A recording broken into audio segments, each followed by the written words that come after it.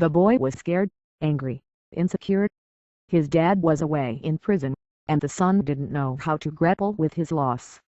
"Everybody says my father is so bad, but I really love him," the boy said. Sharon Content still recalls that conversation, a reminder of her life's calling.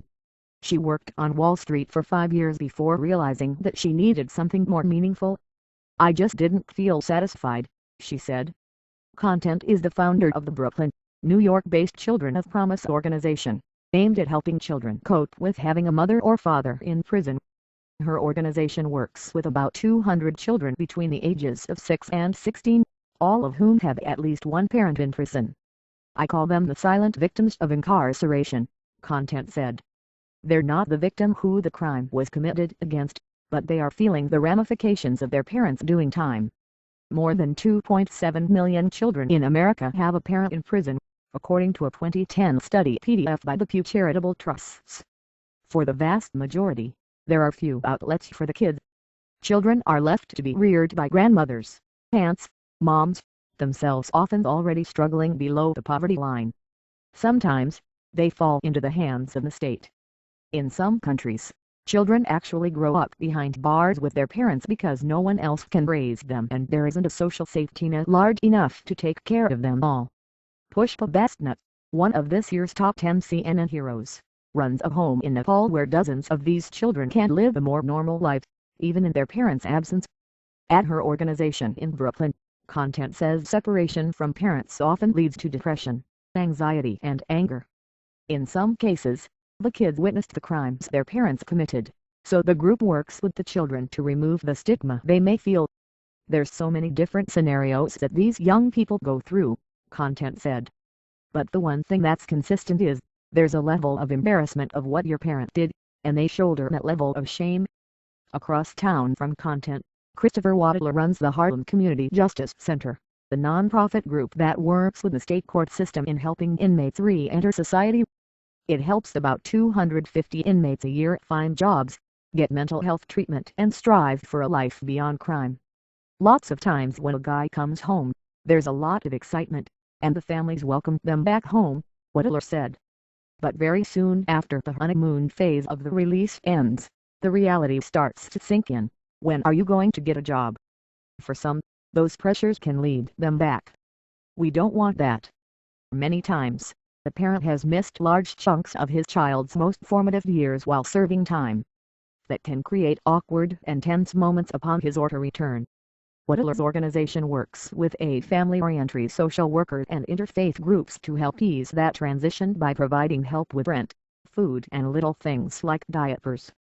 "If you're arguing because you don't have Pampers to contribute to the household," Wadler said, "we want to help solve that problem in the short term until you get on your feet."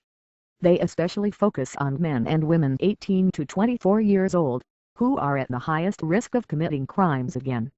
Wadler's group provides counseling to give them the skills to be a successful parent while emphasizing that staying crime-free is an important lesson for their kids to witness. "They want to have those relationships with their children," he said.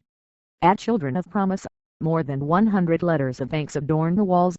They are notes from parents in prison thanking the organization for keeping them in contact with their children.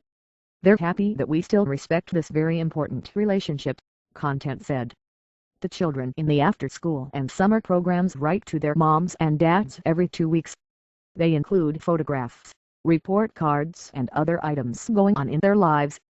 Often the kids will ask each other, "What did you tell your dad?" In Nepal, Bestnut also wants to preserve the bond between parent and child. During school holidays, she sends the younger children to the prisons to visit, and she brings them food, clothing and fresh water during their stay. She also started a program to teach the parents how to make handicrafts, which she sells to raise money for the children's care. "Often, they think that they're useless because they're in prison," Bestnut said. "I want to make them feel that they are contributing." Who's your CNN Hero of the Year? Cast your vote now. Content believes that programs tailored to children are vital in breaking the generational cycle of incarceration. "The cycle doesn't continue because the children saw behavior and repeated it," she said. "From my experience working with a population, the cycle repeats itself because of the lack of support that this young person now has after going through these traumatic experiences." The children are allowed to still be kids at her program. They play sports and other recreational activities. But the children also talk in groups about their feelings, and they are allowed access mental health support. Young people who have lost a parent to military deployment or death or even divorce, society has a level of compassion and understanding for that, Content said. But for a child who loses a parent to incarceration, that same level of empathy doesn't exist. She recalls consoling the one boy who wondered about whether it was okay to love his father. "Your dad is not bad," she told him. "He made some bad decisions and is paying for those mistakes. You can feel good about loving him." Content knows that helping 200 children is just a drop in the bucket compared with millions of kids with incarcerated parents. But she hopes her organization grows, first statewide and then nationwide, to bring attention to society about a population they may not even think about. "If I'm able to give a bit of a voice to the population," she said, "I feel like I'm doing my part."